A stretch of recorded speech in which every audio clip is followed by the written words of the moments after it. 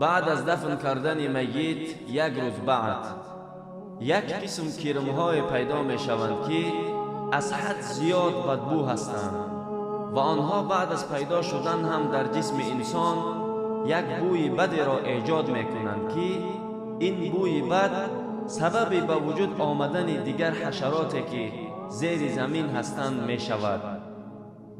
بعد از 3 روز بینی انسان دیگرگون می شود و 6 روز بعد ناخنها آهسته آهسته می افتند و 9 روز بعد مویهای انسان به افتادن شروع می کنند و شکم به خراب شدن شروع می شود و 17 روز بعد شکم به پرگی پاره می شود و 60 روز بعد گوشتهای بدن انسان تمام می شوند و 90 روز بعد همه استخوانها از یکدیگر جدا می شوند و 1 سال بعد استخوانها می پوسند و 2 سال بعد استخوانها از بین می روند.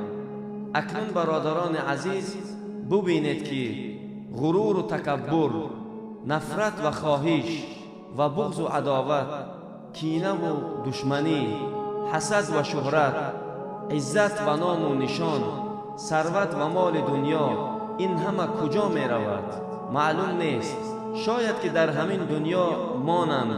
یقینا الله متعال ما را از گفتن و شنویدن و خواندن بسیارتر عمل کردن را نصیب فرماید.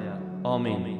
این ویدیو را نشر کنید، شاید که به سبب یک نشر شما در دل کسی تأثیر کند و در ثواب شریک شوید. جئنا إلى الدنيا كي ندعو إلى الله لننشر الخير في الكون الذي حار